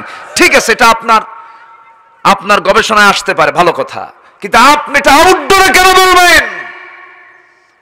আপনি বাইরে কেন বলবেন? আম মানুষের সামনে কেন বলবেন? আপনি ওলামা নিয়ে বসেন, আলেমদের কিনে বসেন। আমার দেশের ভিতরে বিশৃঙ্খলা, ফিতনা, ইফতিরাক করার জন্য একটা কুচক্রী মহলকে লেলিয়ে দিয়েছে পশ্চিমারা। আসতে বলবেন না, জোরে বলুন ঠিক কিনা? পশ্চিমারা লেলিয়ে দিয়েছে মুসলমানদের মধ্যে ইফতিরাক কেমনে করে করা যায়, মুসলমানদের ভিতরে মত পার্থক্য কেমনে সৃষ্টি করা যায়। আমরা ওগুলোকে পাত্তা দেব না। সবচাইতে বড় কাজ হলো কোরআন জানবো, কোরআন শিখবো। নাম্বার 2 হলো নামাজ নিজে আদায় করে নামাজ কায়েমের সংগ্রাম করব। সবাইকে রাজি আছেন? নামাজ কায়েমের সংগ্রাম কি সবাই করতে পারবে? সবাই পারবে না। হয়তো আমরা এখানে সবাই রাজি আছি আলহামদুলিল্লাহ। নামাজ কায়েমের সংগ্রাম ওই সমস্ত লোক করতে পারবে না যারা দুনিয়ার আইনে চলাফেরা করে। আমার দেশে দুনিয়ার আইন আছে না নাই? আসতে বলবেন না, আছে না নাই? আপনি 1000 বার আপনি আল্লাহকে ডাকেন, আল্লাহ আপনার ডাক শুনবেন না যদি আপনি দুনিয়ার আইনকে প্রত্যাখ্যান না করেন। সোজা কথা, সোজা সাপটা কথা। আমার ভাইয়েরা, আল্লাহ রাব্বুল আলামিন সুন্দর করে বলেন, وَمَن يَبْتَغِ غَيْرَ الْإِسْلَامِ دِينًا فَلَن يُقْبَلَ مِنْهُ وَهُوَ فِي الْآخِرَةِ مِنَ الْخَاسِرِينَ। যে বা যারা দ্বীন হিসাবে, জীবন বিধান হিসাবে ইসলামকে ছেড়ে দিয়া অন্য কোন দ্বীনের দিকে যারা এগিয়ে যাবে, আল্লাহ রাব্বুল আলামিন তার কোনো আমল কবুল করবেন না। আমাকে আপনাকে মানার জন্য ইসলাম দিয়েছেন কে? আসতে বলি, ইসলাম দিয়েছেন কে? আমাদের রবটাকে বলেন, জোরে বলেন, আমাদের রবকে? আমাদের রবকে? আমাদের নেতাকে? আমাদের নেতাকে? আচ্ছা, আমাদের দল কি?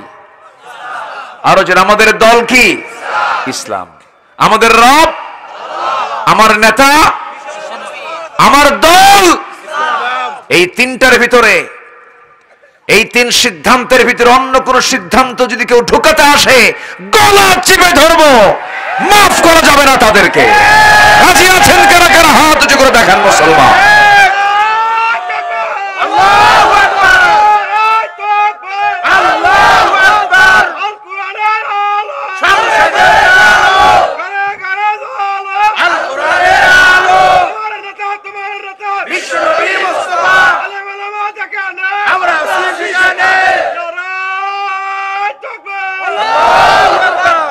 সম্মানিত ভাইয়েরা, সম্মানিত বন্ধুগণ, অনেকে ভাবেন 5 ওয়াক্ত নামাজ পড়ব, রমজান মাসে রোজা করব, টাকা আছে হজ করব, আর কিছু দান সদকা করব, আল্লাহ আমারে জান্নাত না দিয়া যাবে কোথায়?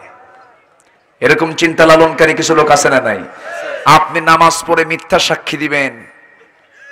মিথ্যা সাক্ষী আমার দেশে আছে না নাই? আছে না?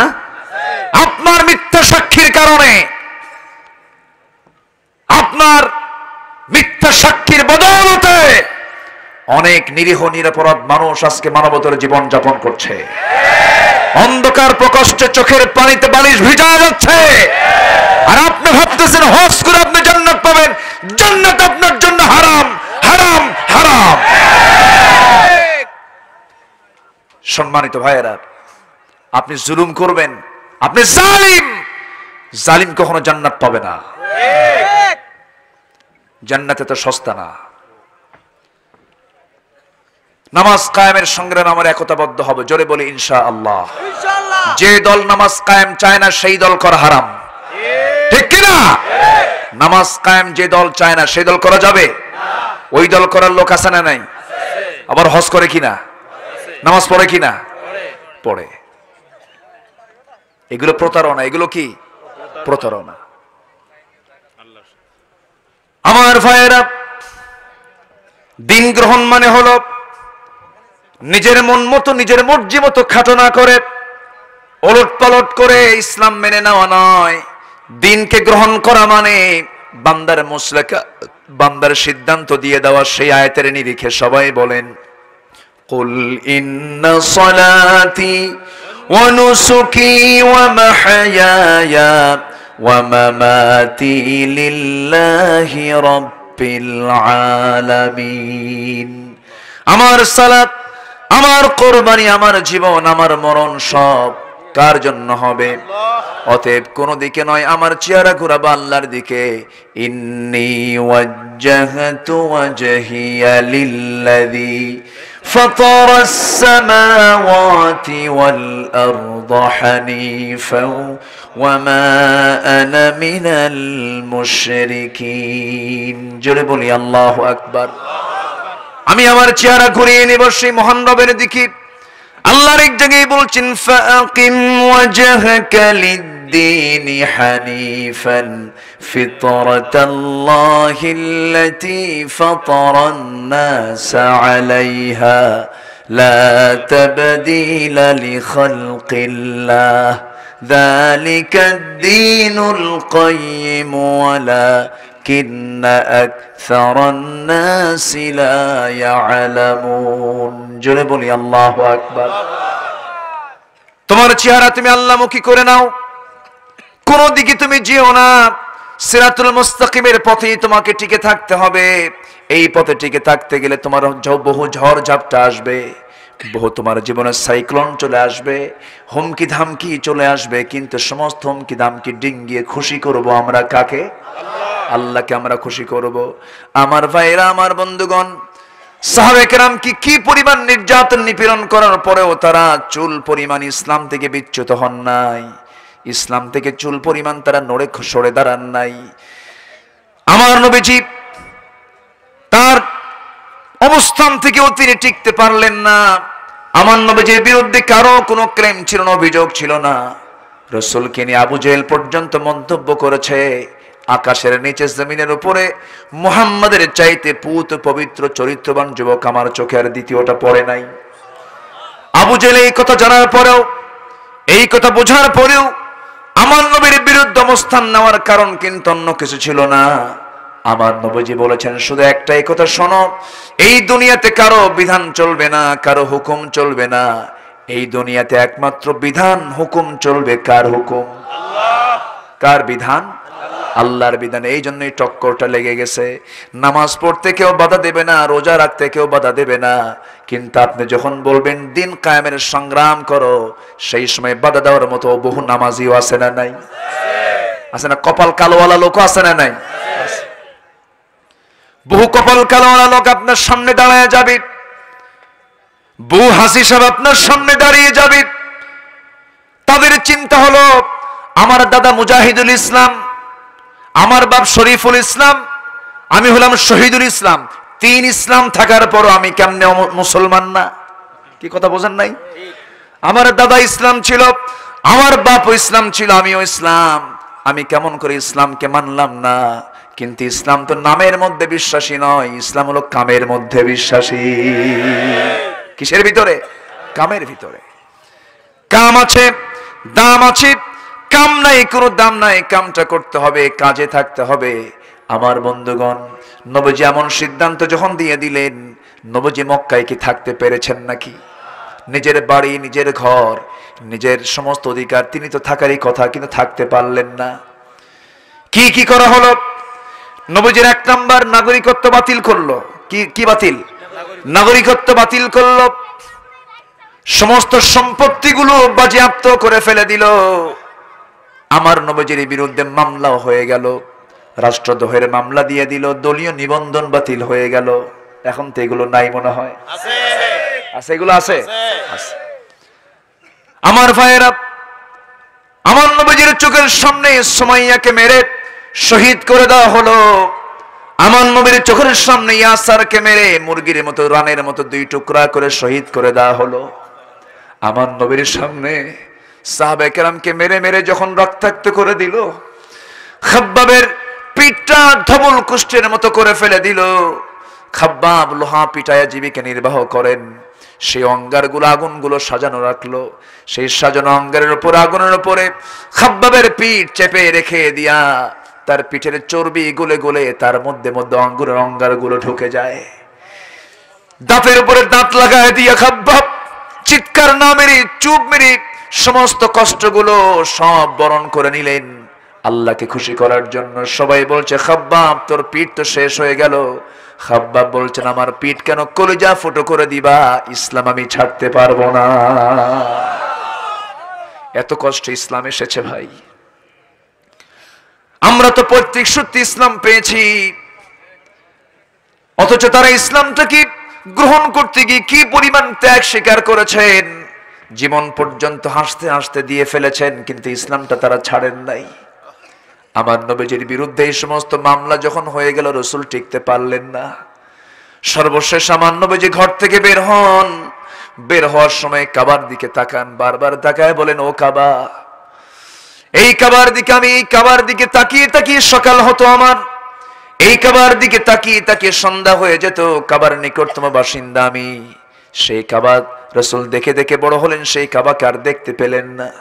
আমার নবী যখন বারবার যখন রওনা দিচ্ছিলেন মদিনার দিকে, বারবার ফিরে ফিরে তাকান আর চোখের পানি ফেলে ফেলে কাঁদেন।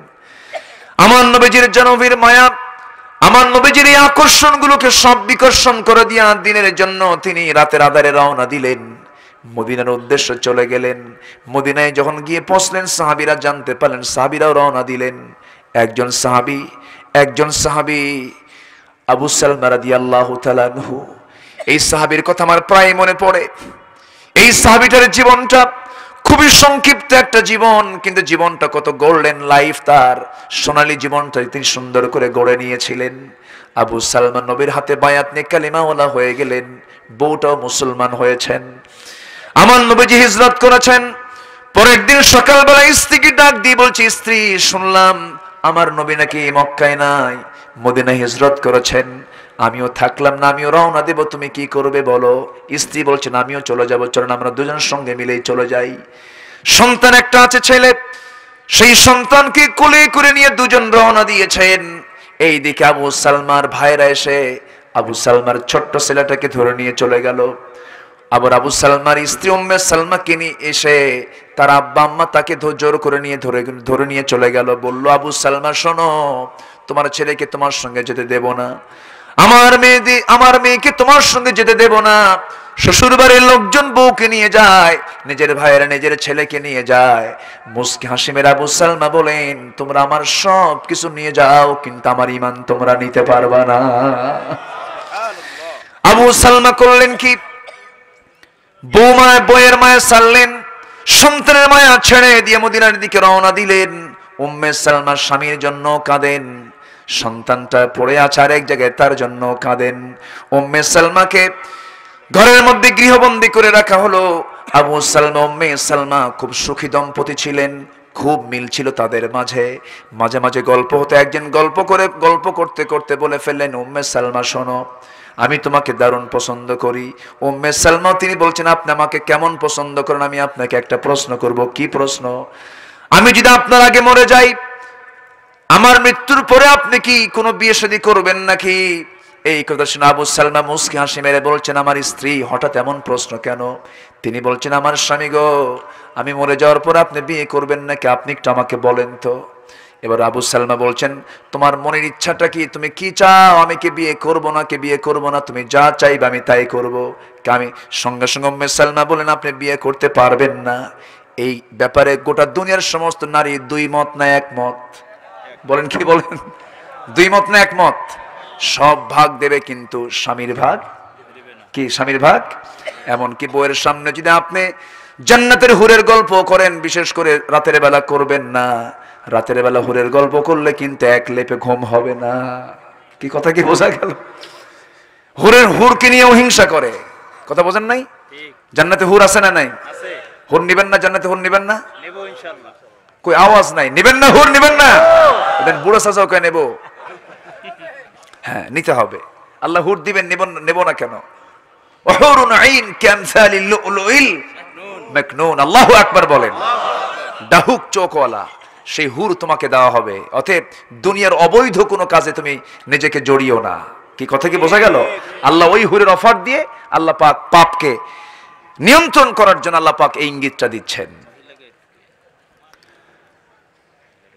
আমার ভাইয়েরা, উম্মে সালমার কথায় আবু সালমা বলে ফেলছেন, উম্মে সালমা শোনো, তুমি যে আমাকে কন্ডিশন দিয়ে দিলে আমি তোমাকে দারুণ লাইক করি, ভালোবাসি, ঠিক আছে, এমনটা যদি হয়ে যায় আমার আগে তোমার যদি মরণ হয়, আমি জীবনে আর বিয়েই করব না, যাও।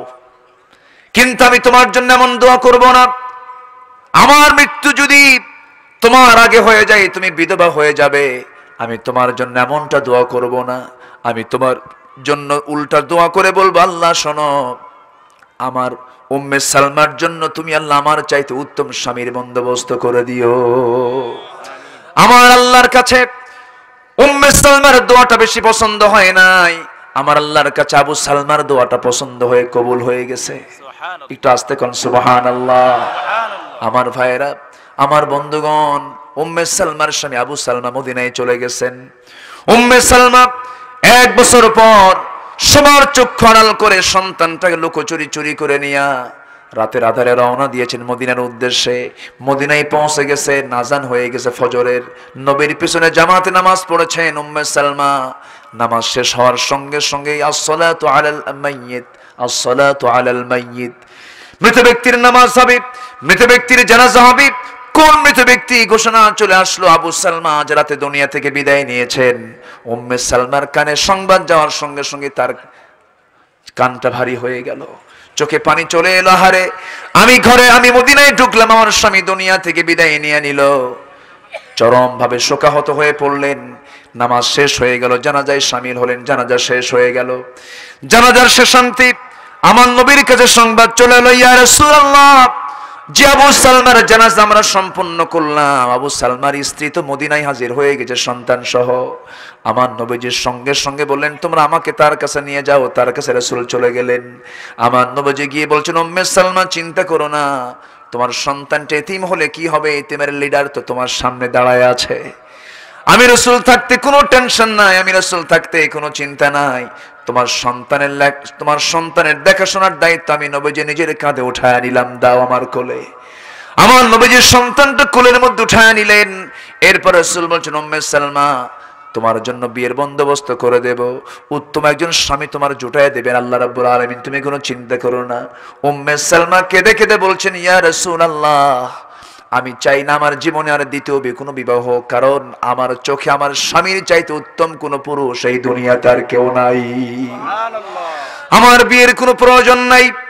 এমন সময় নবীজি সম্পূর্ণ চুপ মেরে গেলেন, কারণ এই কথা শোনার পর তার কোনো কথাই বলার সুযোগ নাই। জিবরিল আমিন এসে বলছেন, ইয়া রাসূলুল্লাহ, উম্মে সালমার স্বামী আবু সালমার দোয়া কবুল হয়ে গেছে। আপনি নিজেই উম্মে সালমাকে বিয়ের প্রস্তাবটা দিয়ে দেন। আমার ভাইরা, নবীজি উম্মে সালমাকে আল্লাহর নির্দেশে বিয়ের অনুমতি পেয়ে গেলেন, বিয়েটা করে নিলেন। আমার ভাইরা, আমার বন্ধুগণ, এই যে সাহাবায়ে কেরাম এত ত্যাগ স্বীকার করেছেন, এত স্যাক্রিফাইস করেছেন, নিজের বাড়ি ঘর ছেড়েছেন, সবকিছু উজাড় করে দিয়েছেন, একমাত্র কারণ হলো জমিনে তারা চেয়েছেন কার বিধান? আসতে বলবেন না, কার বিধান? আমরাও চাবো কার বিধান? বদর পাড়ি দিয়েছি আমরা, ঠিক কিনা? উহুদ পাড়ি দিয়েছি আমরা, খন্দক পাড়ি দিয়েছি আমরা। সেই খন্দকের তলোয়ার, সেই বদর যুদ্ধের হাতিয়ার, সেই উহুদ যুদ্ধের হাতিয়ার আবার গর্জে ওঠার দরকার আছে না নাই মুসলমান? সম্মানিত ভাইয়েরা, আজ হাঁসকে মোরগের সাঁতার শেখানো হচ্ছে। আলেমদেরকে মঞ্চে ওঠার আগে বলা হয়, হুজুর একটু ওয়াজটা সাবধানে করেন। এর চাইতে বড় লজ্জার আর কি থাকতে পারে? আমরা তো কথা বলি না, আফসোস লাগে যে মানুষটা 50টি বছর ধরে এই জাতির সামনে কোরআন শোনালেন, কি করেছি আমরা তার জন্য? কি করেছি আমরা তার জন্য? মামলা দিলে আমরা উত্তর দেব কি? একটা মামলা যদি তিনি ঠকে দেন আল্লাহর দরবারে, কি জবাব দেব আমরা? বক্তার সামনে থেকে, একজন মুফাসসিরের সামনে থেকে মাইক টানা হয়, হাজার হাজার জনগণ চুপ মেরে চেয়ে থাকে। আমি কি ভুল বলছি? আমি কি ভুল বলছি? এই জাতির ইতিহাস এমনই।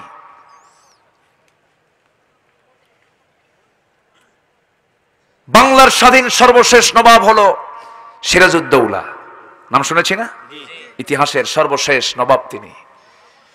সর্বশেষ নবাবকে যখন ধরে নিয়ে যাচ্ছিল লর্ড ক্লাইভরা যখন ধরে নিয়ে যাচ্ছিল হাত পা বেঁধে, লক্ষ লক্ষ জনগণ এই দৃশ্য দেখে শুধু চোখের পানি ফেলে কেঁদেছে। লর্ড ক্লাইভ তার আত্মজীবনীতে বলে, সেদিন এই লক্ষ লক্ষ জনতা যদি চোখের পানি না ফেলে একটা করে ঢিল হাতে নিয়ে ছুটতো, কোনদিন এই জমিনে, এই জনপদে, এই উপমহাদেশে ব্রিটিশ ক্ষমতায় আসতে পারে না। ঠিক কিনা? চুপ থাকা হলো নীরব ঘাতকতা।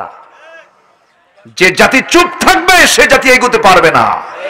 অতএব সামনে আমরা কথা বলবো। সবাই রাজি আছেন তো? সবাই কি রাজি আছেন? এই জমিন যার আইন চলবে তার। ফাকিমুস সালাহ ওয়া আতুজ যাকাহ, আল্লাহ বলছেন নামাজ কায়েম করো, যাকাত আদায় করো। কার কথা? আসতে বলবেন না, কার কথা? আজকে আমার দেশে যাকাত আছে না সুদ আছে? যাকাত না সুদ? সুদের সাগরে আজকে জাতি হাবুডুবু খায়, আবার বলে আল্লাহ মাফ করে দাও। ঠেকা পড়ছে মাফ করার। আছে না এরকম? আছে না নাই? আছে। রমজান মাসের 27 তারিখে 26 তারিখ দিবগত রাত্রিতে পাঞ্জাবি পায়জামা পরে রেডিমেড দাড়ি থুইয়া 1 মাস, কয় মাসের দাড়ি? 1 মাসের দাড়ি থুইয়া 27 তারিখে 26 তারিখে দিবগত রাত্রিতে যাইয়া হুজুরের সামনে গিয়ে বলে, হুজুর আজকে এমন একটা লম্বা দোয়া করবেন যেন কাইন্দে শেষ হয়ে যায়। এরকম আছে না নাই বলেন? আছে। পরের দিন মদের বোতল নিয়ে বসে আছে। ঠিক এরকম রেডিমেড ইসলাম নিয়ে গ্রহণ করে আল্লাহর জান্নাত পাওয়া যাবে না। সম্পূর্ণ সঁপিয়ে দেব আমরা আমাদের জীবনকে। কার পথে? আল্লাহর পথে। আসতে বলবেন না, কার পথে? আল্লাহর পথে। আল্লাহ কবুল করুন। জোরে বলি আমিন। আরো জোরে আমিন। আল্লাহ 5টা কাজ করতে বলেছেন। কয়টা কাজ? 5টা কাজ। ফাকরাউ মা তায়াসসারা মিনহু। আমরা কোরআন শিখবো না ইনশাআল্লাহ? শিখবো ইনশাআল্লাহ। কোরআন পড়বো। আমি আমার আজাদ ভাইকে বলবো, মিন্টু ভাই না, এখানে সবাই মিন্টু ভাই হিসেবে চেনে, আমি বলবো এই মসজিদের পাশাপাশি একটা পাঠাগার হবে এখানে, এবং এখানে একটা মক্তব চালু হবে। সেই মক্তবের মধ্য দিয়ে সকাল এবং সন্ধ্যা ক্লাস হবে। ওই মক্তবের বদৌলতে এই গ্রামের কোন সন্তান বড় হয়ে ভুল করে কোরআন তেলাওয়াত শিখবে না, সহি তেলাওয়াত তাদের ভিতরে চলে আসবে ইনশাআল্লাহ। এই পদক্ষেপ নেওয়ার দরকার আছে না নাই বলেন তো? আছে।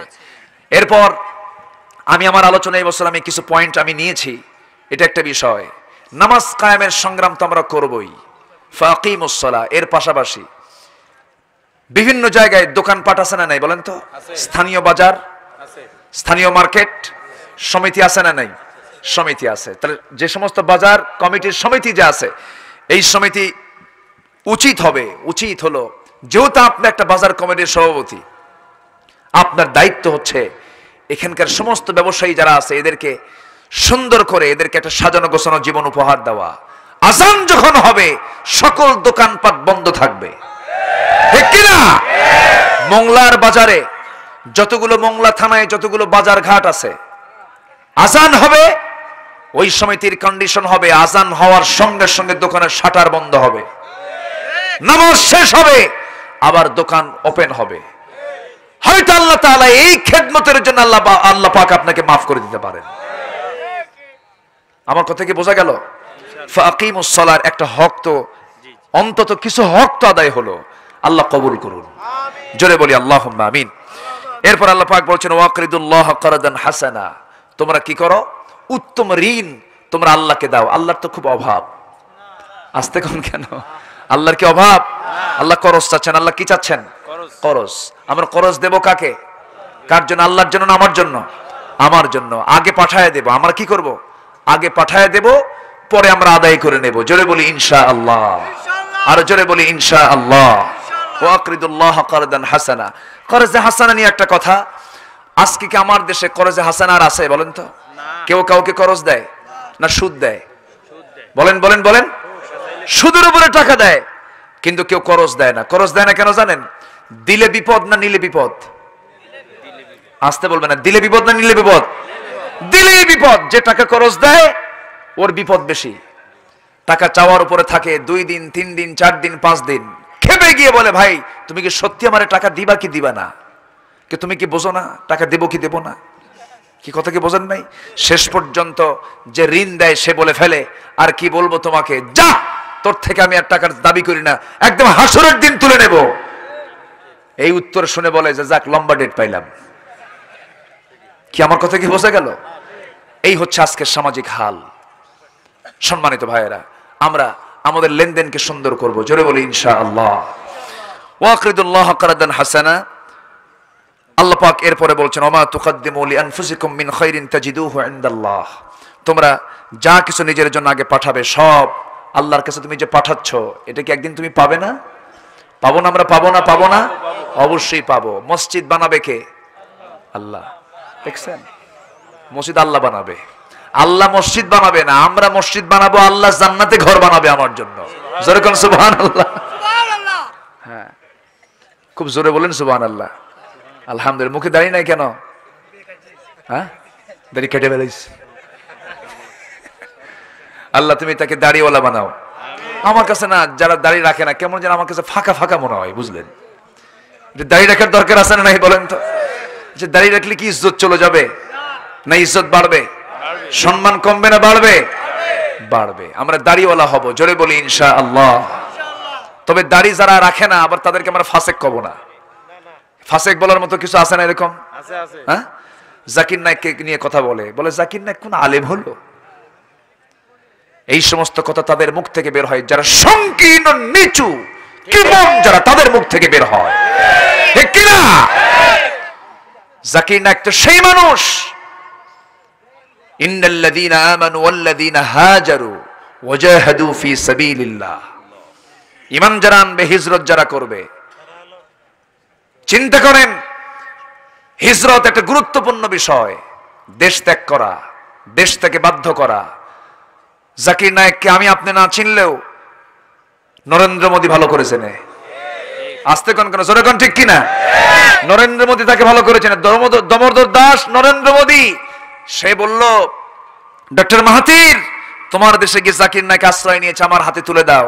মাহাথির বলে বিশ্বের সবচেয়ে গণতান্ত্রিক রাষ্ট্রের তুমি রাষ্ট্রপ্রধান হতে পারো, তুমি বিশাল সুপার পাওয়ার হতে পারো। জাকির নায়েক তোমার নয়, মুসলিম উম্মার সম্পদ এটা। তুমি কাকে গালি দিচ্ছ? তুমি কাকে চাও? জাকির নায়েককে ফেরত দেওয়া সম্ভব হবে না। চিন্তা করুন, আজ জাকির নায়েকের সঙ্গে ঘন্টার পর ঘন্টার সময় কাটান হলো মক্কার ইমাম ডক্টর আব্দুর রহমান সুদাইসি। আর আমার দেশের কাঠমোল্লাকে তো আলিমই না। তুমি কোন কসু তুলেছ? ঠিক কিনা? কষ্ট পাচ্ছেন আপনারা? তুমি কোন কসু তুলছো? তুমি আমার নবীর দাওয়াতে মুশরিক কালিমা পড়ে মুসলমান হয়েছে। আমার নবীর দাওয়াতে অগ্নি পূজক কালিমা পড়ে মুসলমান হয়েছে। সালমান আল ফারিসি অগ্নি পূজক ছিলেন। কি পূজক? সালমান আল ফারিসি, সালমান ফার্সি কালিমা পড়ে তিনি মুসলমান হয়েছেন। রাসূলের দাওয়াত ছিল অন্য ধর্মের মাঝে, অন্যদের মাঝে কালিমা পড়ে তারা ইসলাম গ্রহণ করেছেন। জাকির নায়েকের দাওয়াতে বৌদ্ধ, খ্রিস্টান, হিন্দু, তারপর খ্রিস্টান, ইহুদি কালিমা পড়ে মুসলমান হয়। আর তোমার দাওয়াতে কোন কসু হয়? ঠিক কিনা? তুমি কাকে কোন কথা বলো? মুখ সামলায় কথা বলো, নচেত আরো অপমান তোমার সইতে হবে। ঠিক কিনা? কষ্ট পাচ্ছেন আপনারা? 2 টাকার এলেম অর্জন করে জাকির নায়েকের বিরুদ্ধে কথা বলো। তোমার কথার মধ্যে অহংকার ফুটে। হ্যাঁ, একটা মানুষের ভিতরে দোষ থাকতে পারে, থাকবেই তো দোষ। দোষ ছাড়া মানুষ আছে নাকি? দোষ থাকবে, দোষ হতেই পারে। আমি যেটা দোষ আমি এড়িয়ে যাব, বলবো না সেটা। ওনার যে ভালো দিকগুলো সেটা আপনি বলেন, সেটা আপনি তুলে ধরেন, আপনি সেটা আপনি উপস্থাপন করেন। আজকে আপনি ও হারাম, ও হারাম, ও হারাম, তুই তো নিজেই হারাম হয়ে বসে আসিস। আছে না এরকম? আছে না নাই? আচ্ছা, আল্লাহ তুমি এগুলোকে বোঝার তৌফিক দিয়ে দাও। সম্মানিত ভাইয়েরা, রেসেপ তাইয়েব এরদোয়ান তুরস্কের, আধুনিক তুরস্কের একজন কি বলবো নক্ষত্র। এটা আকাশের একটা তারা। আল্লাহু আকবার বলেন। মুখে দাড়ি নাই। আমার দেশের কিছু কাঠমোল্লা কয় না ফাসেক মার্কা লোক, দেখছেন? মানে ওদের মুখে শুধু ফতুয়া আছে আর কিচ্ছু নাই, খালি শুধু মুখে চাপা আছে, কোনো কাম নাই, ঠিক কিনা?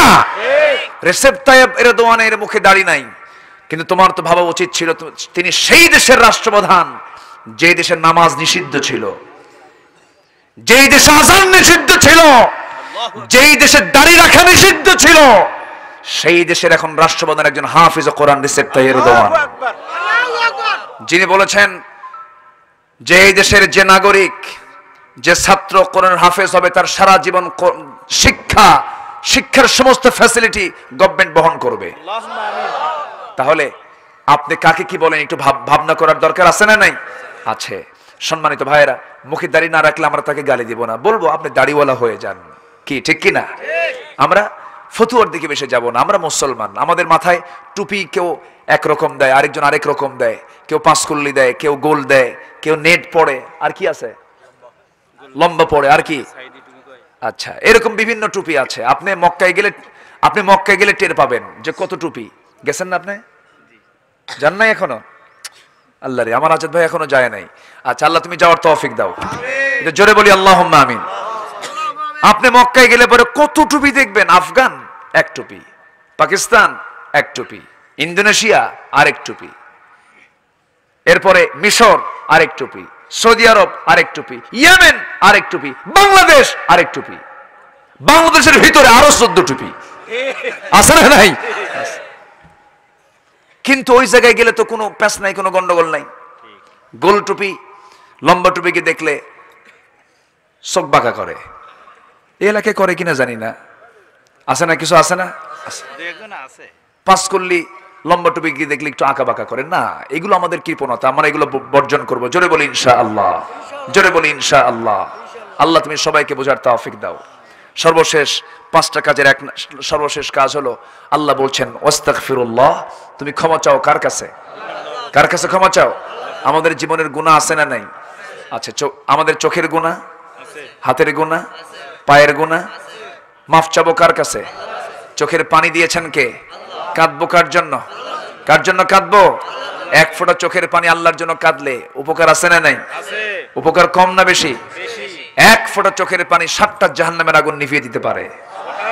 কার জন্য আমরা কাঁদবো? আল্লাহর জন্য কাঁদবো। তুমি যদি এই 5টা কাজ করো, ওয়াস্তাগফিরুল্লাহ, ইন্নাল্লাহু গফুরুর রহিম, আল্লাহ হলেন ক্ষমাশীল, আল্লাহ হলেন দয়ালু। আল্লাহ তোমাকে ক্ষমা করবেন, আল্লাহ তোমার মধ্যে দয়া করবেন, আল্লাহ তোমাকে জান্নাত দিয়ে দিবেন। আল্লাহ তুমি সবাইকে আমল করার তৌফিক দিয়ে দাও।